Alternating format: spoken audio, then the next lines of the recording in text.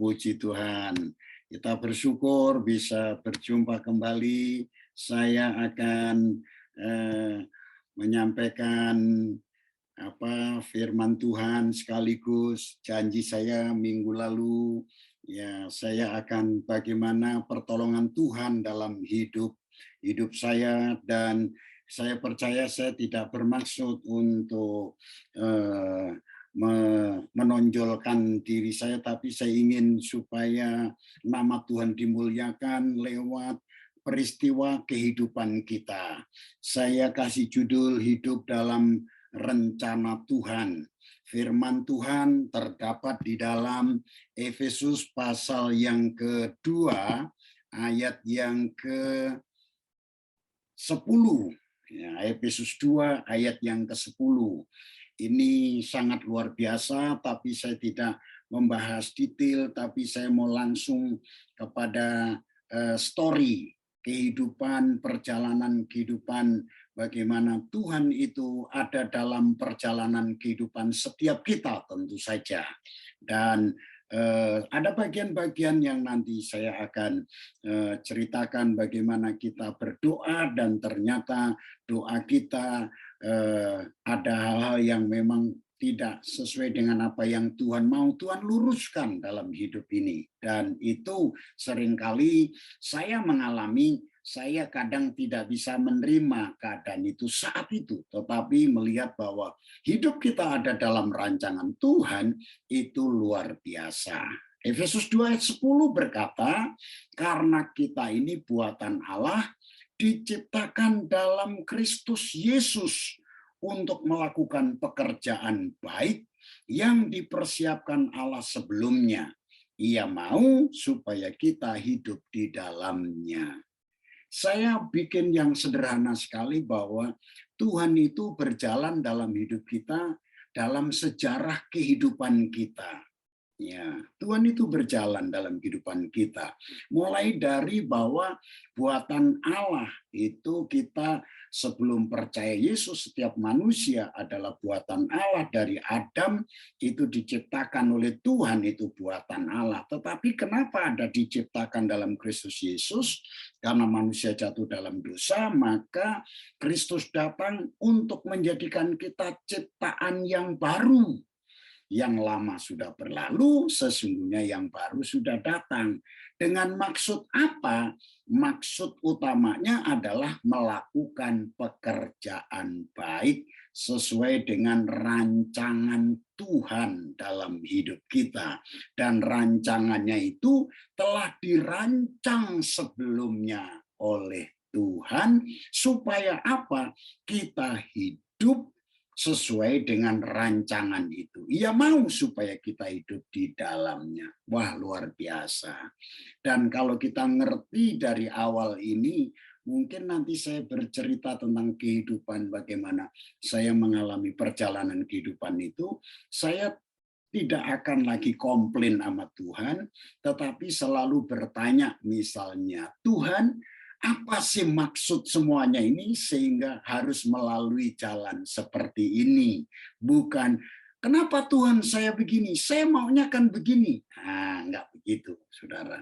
Tapi kita perlu, kalau kita menghadapi, nah sama hal yang kita dapatkan itu apa ya?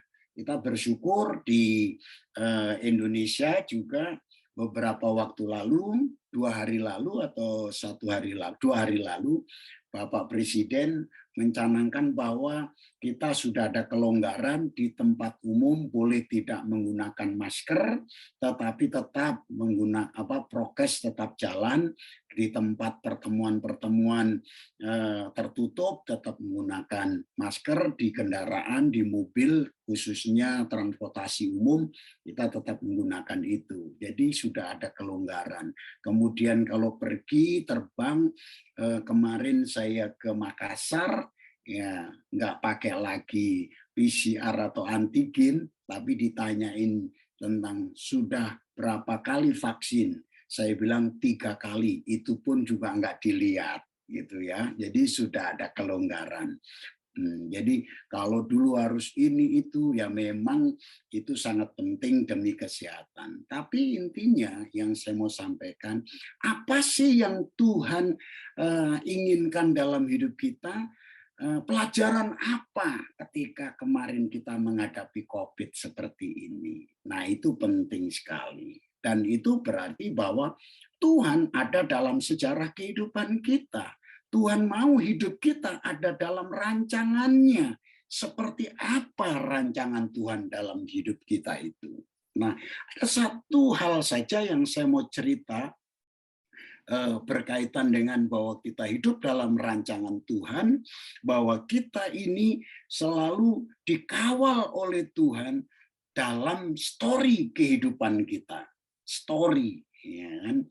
Kalau history sebenarnya his adalah Yesus, kan his story. Jadi itu sebenarnya kalau kita tahu history bukan sekedar sejarah, tetapi ini adalah cerita riwayat Yesus. Iya kan? Nah, tapi kita nggak bicara itu. Saya bicara story-nya. Story kehidupan saya ini ada dalam rancangan Tuhan. Story kehidupan Bapak Ibu semuanya ada dalam rancangan Tuhan. Namun seringkali di perjalanan kehidupan kita ini, kita nggak tahu bahwa kita mau sedang dibawa kemana. Itu dia. Nah, ini adalah cita-cita saya dulu. Nah, saya cerita tentang kehidupan saya. Ini cita-cita saya dulu. Ya, waktu itu saya pengen punya cita-cita untuk menjadi guru, sederhana sekali, dan jadi guru SD. Nah, jadi guru SD. Itu cita-cita saya, pengen jadi guru SD. Makanya tahun 1979-80 saya masuk sekolah pendidikan guru. Nah, kemudian di tahun 83 saya lulus sekolah pendidikan guru. Dan pengen jadi guru itu menjadi dambaan saya. Mohon maaf, karena saya dari daerah, kayaknya jadi guru itu sangat-sangat dihargai. Begitu rupa. Ya kan?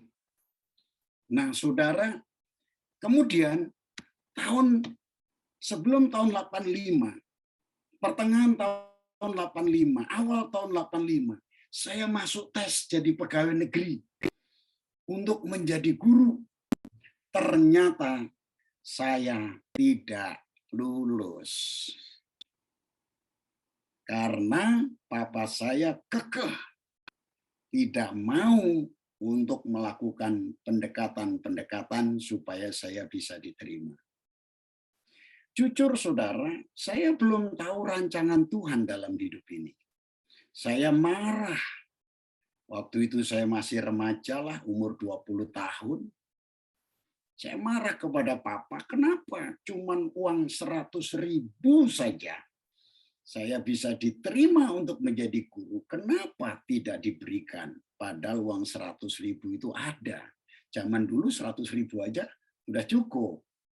Ya. Dan saya dalam kondisi frustrasi. Singkat cerita, di tahun itu pendeta saya datang dari Jakarta bawa formulir. Dek, adik punya potensi. Ini ada formulir masuk sekolah, masuk seminari. Saya masuklah ke Jakarta, ke seminari. Nah, di tahun 85 itu juga sebelumnya, saya sudah apply untuk ngelamar, maksudnya jadi guru sana-sini. Karena saya tahu kakak ipar saya di Mojokerto, itu juga seorang guru. Saya percaya sekali, saya pasti bisa diterima. Saya diperkenalkan dengan kepala sekolah, saya diperkenalkan dengan penilik sekolah, dan pasti saya diterima. Tapi nunggu nggak diterima juga. Makanya tahun 85 bulan Juli yang minggu lalu saya bilang, 85 bulan Juli sampai 19 98 bulan Juli, 13 tahun yang kemarin saya cerita itu. Ya, saya tidak bermaksud saya nyama-nyamain dengan Yusuf, tetapi 13 tahun Tuhan proses. Dan saudara, saya berangkat ke Jakarta. Sampai di Jakarta tahun 86, bukan enak, kuliah ternyata susah. Maklum, nggak pernah baca, nggak pernah buka-buka buku. Jadi disitulah saudara saya mengalami banyak masalah. Setiap minggu saya sakit. Itu yang terjadi. Ada kabar baik, ada kabar baik. Kakak saya kasih info setelah 1 tahun kemudian, dia bilang dengan kirim surat saat itu, "Dek, lamaranmu diterima untuk menjadi guru." Waduh, saya lagi bimbang. Apakah ini saya hidup dalam rancangan Tuhan atau tidak ini? Masalahnya di asrama, di sekolah Alkitab, itu bukan enak, juga bukan susah, tapi sangat, sangat, sangat susah. Saya harus menyesuaikan diri, banyak hal di situ. Saya mulai goyang. Tapi saudara, saya ambil keputusan dan bilang, tidak, saya tidak mau menerima tawaran itu. Walaupun memang belum jelas saya itu ke depannya seperti apa. Tapi saya tahu sebenarnya setelah saya melihat secara helikopter view, saya baru tahu bahwa Tuhan punya rancangan. Nah, tahun 1989, saudara, ya, saya mendapatkan tawaran kembali. Teman yang sama-sama dari Banyuwangi itu ngajar jadi kepala sekolah di Jakarta Selatan. Dia bilang, "Dek, adik kan dari Banyuwangi, sekolah pendidikan guru ini." Nah, saya dulu suka budaya tari-tarian. Saya senang dengan menari. Tarian Banyuwangi, saya suka, saudara. Dia bilang, "Nanti kita kembangkan di Jakarta, dan adik langsung diterima dan ditempatkan di tempat saya ngajar." Wah, bimbang lagi, saudara saya. Saat itu di Jakarta, di seminari masih belum ada kepastian dalam pengertian saya itu mau jadi apa, nggak tahu. Dan ini sudah pasti. Saya bergumul lagi, ini lebih parah pergumulannya karena saya harus menghadapi hal ini yang sangat berat. Singkat cerita, saya bilang saya tetap di seminari Betel, walaupun belum jelas. Dan ternyata Tuhan itu baik, memang Tuhan punya rancangan dalam hidup ini. Dan saudara, akhirnya tahun 91 dan saya lulus. Ya, saya banyak madol karena sakit-sakitan. Dan saudara, saya sudah lupa akhirnya cita-cita menjadi guru. Lupa sudah. Seolah-olah itu terkubur, nggak tahu terkubur di mana. Karena 91 lulus saya diutus ke Sulawesi Tengah, dan di sana bukan enak, masih ngalami pergumulan yang sangat berat. Saya di Palu tetapi kepala saya tidak benjol.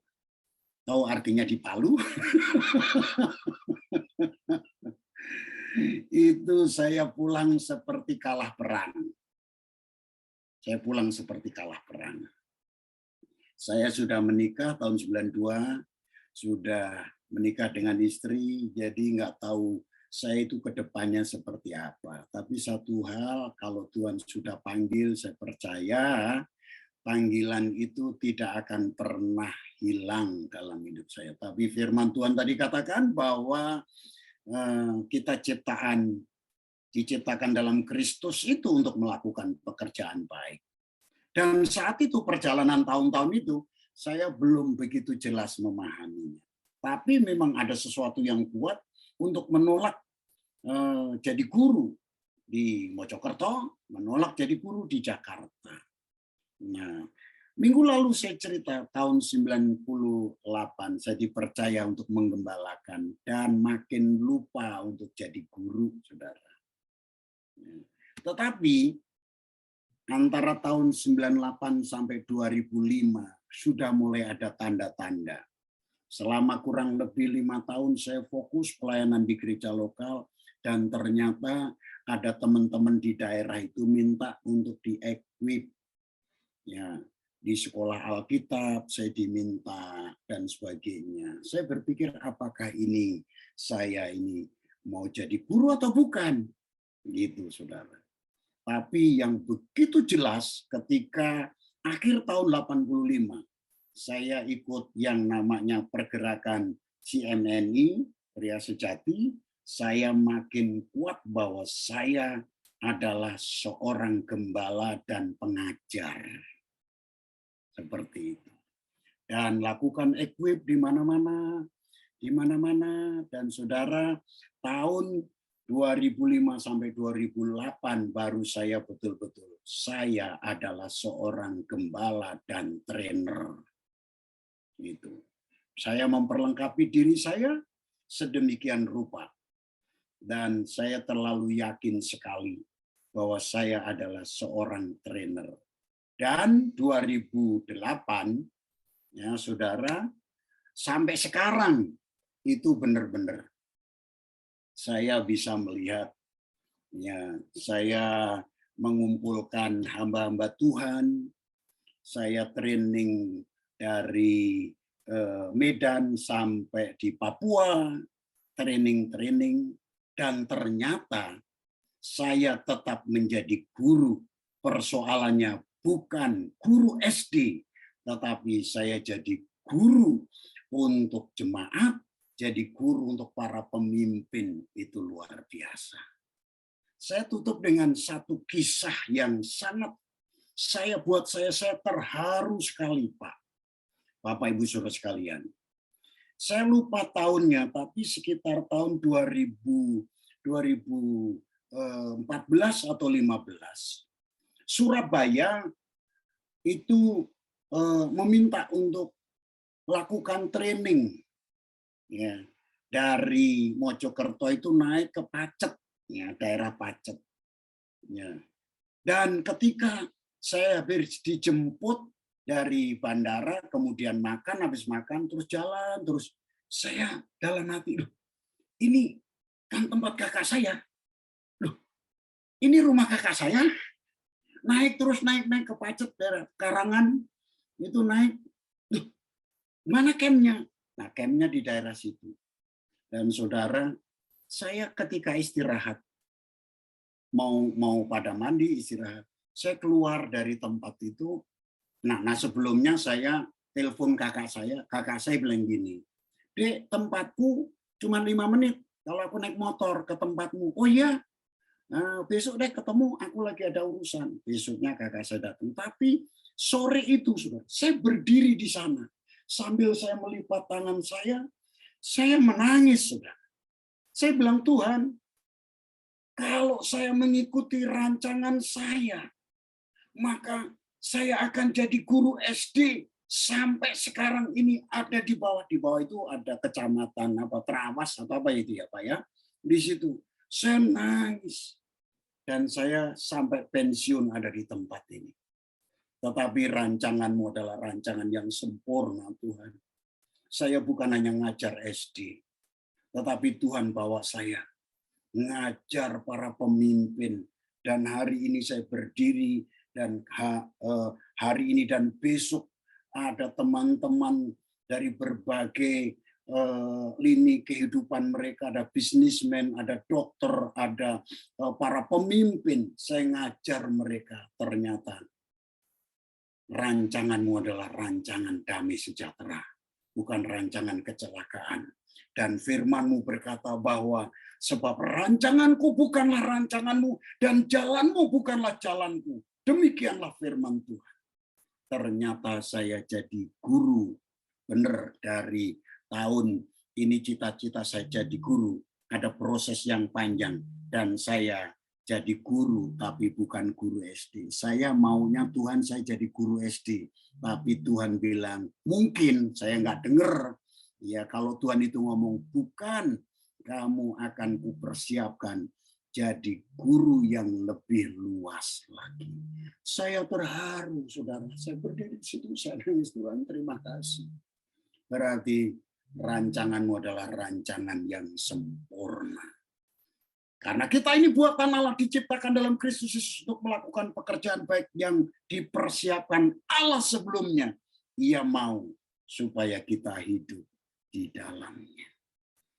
Lewat cerita ini, story saya ini, Bapak Ibu Saudara sekalian, pasti Bapak Ibu punya story. Mungkin hari-hari ini mungkin berkata, kenapa ya apa yang aku inginkan, aku cita-citakan, kok selama ini aku juga udah ikut doa, tiap hari aku sudah lakukan ini, sepertinya jalan di depan itu buntu. Saya mau katakan, percayalah bahwa hidup kita ada dalam rancangan Tuhan. Dan rancangan Tuhan itu yang jelas adalah sempurna. Kapan terjadi waktunya? Minggu lalu kita bicara tentang waktu Tuhan.